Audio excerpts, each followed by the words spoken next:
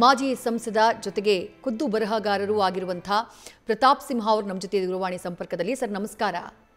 ನಮಸ್ಕಾರ ಮೇಡಮ್, ಹೇಳಿ. ಎಸ್.ಎಲ್. ಭೈರಪ್ಪ ಅನ್ನುವಂಥ ಹೆಸರು ಅದು ಯಾವುದೋ ಒಂದು ಜಮಾನಾಗೆ ಅಥವಾ ಒಂದು ಜನರೇಷನ್ಗೆ ಸೀಮಿತವಾದಂಥ ಹೆಸರಲ್ಲ. ಯುವಕರಲ್ಲೂ ಕೂಡ ಓದುವಂಥ ಕಿಚ್ಚನ್ನು ಹೊತ್ತಿಸಿದವರು ಎಸ್.ಎಲ್. ಭೈರಪ್ಪ ಅವರು. ಈಗ ನಮ್ಮ ಜೊತೆಗಿಲ್ಲ. ಯಾವ ರೀತಿ ಸ್ಮರಿಸ್ತೀರಿ ಸರ್? ನಾನು ಅವರ ಸಾಹಿತ್ಯದ ಬಗ್ಗೆ ಮಾತಾಡೋಕ್ಕಿಂತ ನನ್ನ ವೈಯಕ್ತಿಕ ನನ್ನ ಒಡನಾಟದ ಬಗ್ಗೆ ಹೇಳಬೇಕು ಅಂತಂದ್ರೆ, ನನ್ನ ಅಂಕಣ ಬರಹಗಳನ್ನ ಪುಸ್ತಕದ ರೂಪದಲ್ಲಿ ತರಬೇಕಾದ್ರೆ 2004 ಮತ್ತು 2006ರಲ್ಲಿ ನನಗೊಂದು ಮುನ್ನುಡಿ ಬರೆಸ್ಬೇಕು ಅಂತ ಅಂದಾಗ ನಾನು ಎಸ್.ಎಲ್. ಭೈರಪ್ಪನವ್ರ ಬಗ್ಗೆ ಯೋಚನೆ ಮಾಡಿ ಅವ್ರನ್ನ ಅಪ್ರೋಚ್ ಮಾಡಿದಾಗ ಅವ್ರು ಅದುವರೆಗೂ ಯಾರಿಗೂ ಮುನ್ನುಡಿ ಬರ್ಕೊಟ್ಟಿರ್ಲಿಲ್ಲ. ನನ್ಗೆ ಫಸ್ಟ್ ನನಗೆ ಮುನ್ನುಡಿಯನ್ನು ಬರ್ಕೊಟ್ರು. ಯಾಕಂದ್ರೆ ನಾನು ಅವರ ಓದುಗ ಅಭಿಮಾನಿ ಮಾತ್ರ ಅಲ್ಲ, ಅವ್ರಿಗೂ ನನ್ನ ಬರವಣಿಗೆನ ಇಷ್ಟಪಟ್ಟಿದ್ರು ಅವರು. ಆಮೇಲೆ 2008ರಲ್ಲಿ ನರೇಂದ್ರ ಮೋದಿ ಯಾರು ತುಳಿಯದ ಹಾದಿ ಅಂತ ಪುಸ್ತಕ ಬರೆದಾಗ ಅದಕ್ಕೂ ಮುನ್ನುಡಿ ಅವರೇ ಬರ್ಕೊಟ್ಬಿಟ್ಟು ಆ ಮುನ್ನುಡಿನಲ್ಲಿ ಹೇಳ್ತಾರೆ, ನರೇಂದ್ರ ಮೋದಿ ಈ ದೇಶದ ಪ್ರಧಾನಿ ಆಗಬೇಕು, ಪ್ರಧಾನಿಯಾಗಿ 20 ವರ್ಷಗಳ ಕಾಲ ಆಡಳಿತ ನಡೆಸಬೇಕು, ಆಗಷ್ಟೇ ಈ ದೇಶ ಸರಿಯಾಗ್ಲಿಕ್ಕೆ ಸಾಧ್ಯ ಅಂತ ಬರೆದಿದ್ರು ಅದ್ರಲ್ಲಿ. ಯಾಕಂದ್ರೆ ಅವ್ರು ಗುಜರಾತ್ ಅಲ್ಲೂ ಕೂಡ ಭೈರಪ್ಪನವರು ಸೇವೆಯನ್ನು ಸಲ್ಲಿಸಿದವರಾಗಿದ್ರು, ಅವ್ರು NCERT ನಲ್ಲೂ ಕೂಡ ಇದ್ದವರಾಗಿದ್ರು. ಹಾಗಾಗಿ ಅವರಿಗೆ ಭಾರತದ ಪರಿಸ್ಥಿತಿ ಅರ್ಥವಾಗಿತ್ತು. ಹಾಗಾಗಿ ಮೋದಿ ಅವರೇ ಅದಕ್ಕೆ ಪರಿಹಾರ ಅಂತ ಅವ್ರಿಗೆ ಅನ್ಸಿ 2008ರಲ್ಲಿ ಬರೆದಿದ್ರು. 2014ರಲ್ಲಿ ಅವರು ದೇಶದ ಪ್ರಧಾನಿಯಾದ್ರು. ನಾನು ಕೂಡ ಸಂಸತ್ತಿಗೆ ಹೋಗುವಂತ ಅವಕಾಶ ಲಭ್ಯವಾಯ್ತು. ನಾನು ಬಿಜೆಪಿ ಅಭ್ಯರ್ಥಿಯಾಗಿ ನಾನು ಮೈಸೂರಿಗೆ ಹೋಗ್ಬೇಕಾದ್ರೆ ನನಗೆ ಮೈಸೂರಿನಲ್ಲಿ ಯಾವ ಬಂಧು ಬಳಗನೂ ಇಲ್ಲ, ಯಾರು ಕೂಡ ನನ್ಗಿರ್ಲಿಲ್ಲ.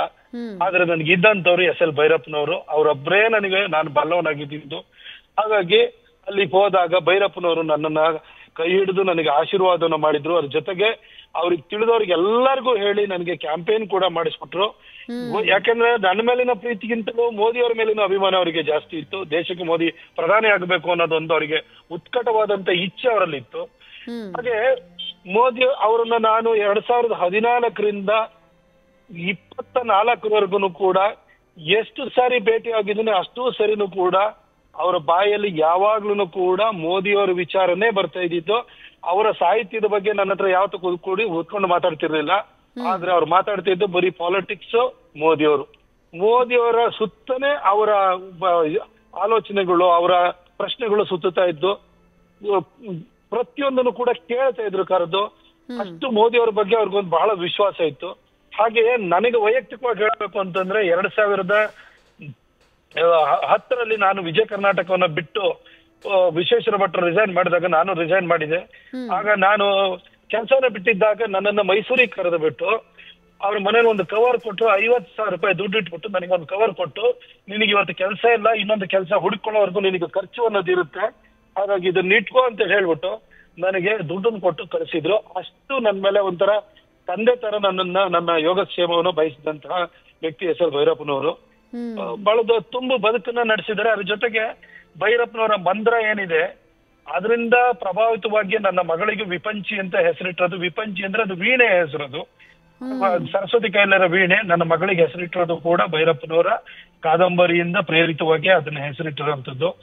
ನಮ್ಮಲ್ಲಿ ಏನಂದ್ರೆ ಮಲೆನಾಡಲ್ಲಿ ಮಕ್ಕಳು ಹುಟ್ಟಿದಾಗ ಅವರಿಗೆ ಅಕ್ಷರಾಭ್ಯಾಸವನ್ನ ನಾವು ಮಾಡಿಸುವಾಗ ಅವ್ರನ್ನ ಹೊರನಾಡಿಗೆ ಮತ್ತು ಶೃಂಗೇರಿಗೆ ಹೋಗಿ ನಾವು ಪೂಜೆಯನ್ನ ಮಾಡಿ ಆನಂತರ ಅಲ್ಲಿ ನಾವು ಅಕ್ಷರಾಭ್ಯಾಸವನ್ನ ಮಾಡಿಸ್ತೀವಿ. ಆದ್ರೆ ನನ್ನ ಮಗಳಿಗೆ ಭೈರಪ್ಪನವ್ರ ಹತ್ರ ಅಕ್ಷರಾಭ್ಯಾಸ ಮಾಡಿಸಿರೋದು, ಶೃಂಗೇರಿಯಲ್ಲಿ ಪೂಜೆ ಮಾಡಿಸಿದ ಹೊರತು ಅವ್ರಿಗೆ ಅಕ್ಷರಾಭ್ಯಾಸವನ್ನ ಮಾಡಿಸಿದ್ದು ಎಸ್.ಎಲ್. ಭೈರಪ್ಪನವ್ರ ಮುಖಾಂತರವಾಗಿ. ಅಷ್ಟು ನನ್ಗೆ ಅವ್ರ ಮೇಲೆ ವೈಯಕ್ತಿಕವಾಗಿ ನನ್ಗೆ ಅಭಿಮಾನ, ಪ್ರೀತಿ ಅನ್ನೋದಿದೆ. ಜೊತೆಗೆ ಅವರ ಸಾಹಿತ್ಯದ ಬಗ್ಗೆ ಹೇಳ್ಬೇಕು ಅಂತಂದ್ರೆ, ನಾನೊಬ್ಬ ಪತ್ರಕರ್ತನಾಗಿ ನಿಮಗೆ ಹೇಳ್ತೀನಿ, ವಿಜಯ ಕರ್ನಾಟಕ ಪತ್ರಿಕೆ ಬರೋದಕ್ಕಿಂತ ಮೊದಲು ಎಸ್.ಎಲ್. ಭೈರಪ್ಪನವರ ಅವರ ಸಾಹಿತ್ಯ, ಅವರ ಕಾದಂಬರಿಗಳ ಬಗ್ಗೆ, ಅವರ ಪುಸ್ತಕಗಳ ಬಗ್ಗೆ ಕನ್ನಡ ಪತ್ರಿಕೋದ್ಯಮ ಮುದ್ರಣ ಮಾಧ್ಯಮದಲ್ಲಿ ಒಂದೇ ಒಂದು ಪಾಸಿಟಿವ್ ರಿವ್ಯೂ ಬರ್ತಾ ಇರಲಿಲ್ಲ. ಮುದ್ರಣ ಮಾಧ್ಯಮದಲ್ಲಿ ಒಂದು ರೀತಿಯಲ್ಲಿ ಅವರ ಬಗ್ಗೆ ಏನಾರು ಅಕಸ್ಮಾತ್ ವಿಶ್ಲೇಷಣೆ ಬರೆದ್ರೆ ದುರ್ಬೀನಿಂದ ಹುಡುಕುವಂತದನ್ನೇ ಬರಿತಾ ಇದ್ರು. ಇಂಥ ವಿಶ್ಲೇಷಕರೆಲ್ಲ ಎಡಪಂಥೀಯ ಚಿಂತನೆಯಿಂದ ಪ್ರಭಾವಿತರಾಗಿದ್ದರು, ಅಂತವರಿಗೆ ಮುದ್ರಣ ಮಾಧ್ಯಮದಲ್ಲಿ ವೇದಿಕೆಯನ್ನು ಕೊಡ್ತಾ ಇದ್ರು. ಇದ್ರ ನಡುವೆನೂ ಕೂಡ ಎಸ್.ಎಲ್. ಭೈರಪ್ಪನವರು ಮುದ್ರಣ ಮಾಧ್ಯಮದ ಹಂಗಿಲ್ಲದೆ, ವಿಶ್ಲೇಷಕರ ಸಹಾಯವಿಲ್ಲದೆ ಒಬ್ಬ ದೊಡ್ಡ ಸಾಹಿತಿಯಾಗಿ ಓದುಗರ ಬಲದಿಂದ ಮತ್ತು ಅವರ ಬರವಣಿಗೆ ಗಟ್ಟಿತನದಿಂದ ಅವರು ಹೊರಹೊಮ್ಮಿದ್ರು. ಅವರು ಅಂದ್ರೆ ಅವ್ರ ಬರವಣಿಗೆ ಅಷ್ಟು ಗಟ್ಟಿಯಾಗಿತ್ತು. ಸಾಹಿತಿಗಳು ಅಂತ ಹೇಳಿದ್ರೆ ಅದರಲ್ಲಿ ಉತ್ಪ್ರೇಕ್ಷೆಯನ್ನು ಇಟ್ಟಿರ್ತಾರೆ, ವೈಭವೀಕರಣ ಇಟ್ಟಿರ್ತಾರೆ, ಅದೇ ರೀತಿಯಲ್ಲಿ ಕಾಲ್ಪನಿಕ ಜಗತ್ತನ್ನ ಸೃಷ್ಟಿ ಮಾಡ್ತಾರೆ. ಆದ್ರೆ ಭೈರಪ್ಪನವರದು ಯಾವಾಗ್ಲೂ ಕೂಡ ಅವರಿಗೆ ಅವರ ಒಂದು ಬರವಣಿಗೆನಲ್ಲಿ ಗಟ್ಟಿತನ ಇತ್ತು, ಉತ್ಪ್ರೇಕ್ಷೆ ಇರಲಿಲ್ಲ, ವೈಭವೀಕರಣ ಇರಲಿಲ್ಲ. ಅವರು ವಿಚಾರನಿಷ್ಠವಾಗಿ ಇತಿಹಾಸಕ್ಕೆ ಪೂರಕವಾಗಿ ಸತ್ಯ ಸಂಗತಿಗಳ ಇಟ್ಕೊಂಡು ಅವರ ಸಾಹಿತ್ಯವನ್ನ ರಚನೆಯನ್ನು ಮಾಡಿದ್ರು. ಹಾಗಾಗಿ ಇನ್ನ 100 ವರ್ಷ, ಇವತ್ತು ಭೈರಪ್ಪನವರಿಗೆ 94 ವರ್ಷಕ್ಕೆ ಅವರು ನಮ್ಮನ್ನ ಅಗಲಿದ್ದಾರೆ.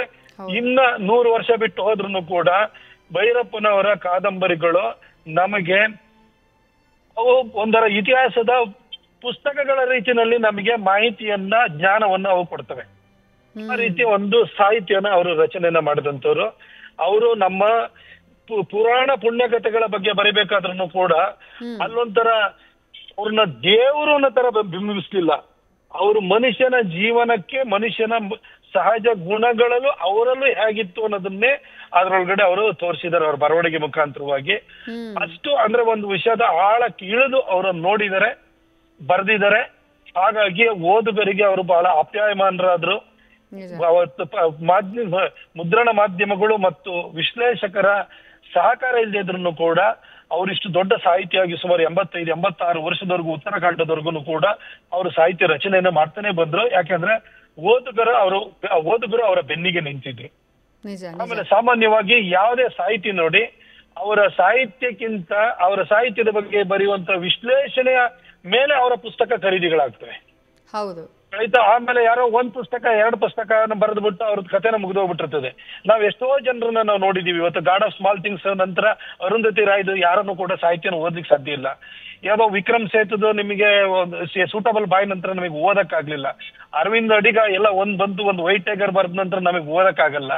ಅಥವಾ ನಿಮ್ಗೆ ಇನ್ಯಾರನ್ನೇ ಬನ್ನಿ, ನಿಮಗೆ ಅವರೆಲ್ಲರೂ ಕೂಡ ನಿಮಗೆ ಏನು 1 Night at Call Center ಇರ್ಬೋದು, ಇಂಥದ್ದೆಲ್ಲ ಪುಸ್ತಕಗಳನ್ನ 2 States ಹಿಂಗೆಲ್ಲ ಬರೆದ್ಬಿಟ್ಟು ಪಾಪ್ಯುಲರ್ ಆದವ್ರನ್ನ ನಾವು ನೋಡಿದೀವಿ. ಆದ್ರೆ ಈ ಕಾಲಾಂತರದಲ್ಲಿ ಅವ್ರು ಯಾರನ್ನು ಕೂಡ ಉಳಿಲಿಲ್ಲ ಅವರು. ಯಾಕೆಂದ್ರೆ ಅವರ ಪ್ರತಿಭೆ ಅನ್ನೋದಿರ್ಬೋದು, ಅವರ ಜ್ಞಾನ ಇರ್ಬೋದು, ಅದು ಕೇವಲ ಒಂದಿಷ್ಟು ಸಾಹಿತ್ಯ ರಚನೆಗೆ ಮಾತ್ರ ಸೀಮಿತವಾಗಿತ್ತು. ಆದ್ರೆ ಭೈರಪ್ಪನವ್ರು ಹಾಗಲ್ಲ. ಭೈರಪ್ಪನವರು ಅವರು ಕಾದಂಬರಿಯನ್ನ ಬರೆಯುವಾಗ ಅಷ್ಟೇನೆ ಅವರು ಸಾಹಿತಿ ಆಗಿರ್ತಿದ್ರು. ಬರೀದ ಉಳಿದ ಸಂದರ್ಭದಲ್ಲಿ ಅವರು ಒಬ್ಬ ಸ್ಟೂಡೆಂಟ್ ಆಗಿರ್ತಾ ಇದ್ರು. ಅವರು ಒಬ್ಬ ವಿದ್ಯಾರ್ಥಿಯಾಗಿ ಕಲಿತಾನೇ ಇರ್ತಿದ್ರು. ಒಂದು ಸಂಗೀತದ ಬಗ್ಗೆ ಬರಿಬೇಕು ಅಂತಂದ್ರೂ ಕೂಡ ಸಂಗೀತದ ಗಂಧಗಳಿಗೆ ಗೊತ್ತಿಲ್ದಲೆ ಅಥವಾ ಬರಿಬೇಕು ಅನ್ನೋ ಕಾರಣಕ್ಕೋಸ್ಕರ ಅದ್ರ ಬಗ್ಗೆ ಒಂದಿಷ್ಟು ತಿಳ್ಕೊಂಡು ಬರೆಯುವಂತ ವ್ಯಕ್ತಿ ಆಗಿರ್ಲಿಲ್ಲ. ಅದನ್ನ ವೈಯಕ್ತಿಕವಾಗಿ ಇನ್ಸ್ಟ್ರೂಮೆಂಟ್ ನ ಕಲ್ತು ಬಿಟ್ಟು ಅವರೇ ನುಡಿಸಿ ಅದರದ ಆ ಸ್ವಾದವನ್ನ ಅವರು ಅನುಭವಿಸಿ ತದನಂತರ ಅವರು ಆ ಒಂದು ಸಂಗೀತದ ಬಗ್ಗೆನೂ ಕೂಡ ಅವ್ರು ಬರೆದ್ರು ಅವರು. ಹಾಗಾಗಿಯೇ ಭೈರಪ್ಪನವರ ಅವರ ಅಕ್ಷರಗಳು ಏನಿದಾವೆ ಅವು ಶಾಶ್ವತವಾಗಿ ಓದುಗರ ಮನಸ್ಸಿನಲ್ಲಿ ಅಚ್ಚಳಿಯದಲ್ಲೇ ಉಳಿದಿದ್ದಾವೆ ಅವತ್ತು. Right sir. Thank you Pratap Simha ಅವರೇ, ನ್ಯೂಸ್ ಫಸ್ಟ್ ಜೊತೆಗೆ ಮಾತನಾಡಿದ್ದಕ್ಕೆ. ನ್ಯೂಸ್ ಫಸ್ಟ್ ನಿರ್ಭೀತಿಯಿಂದ ನಿಮ್ಮ ಪರವಾಗಿ.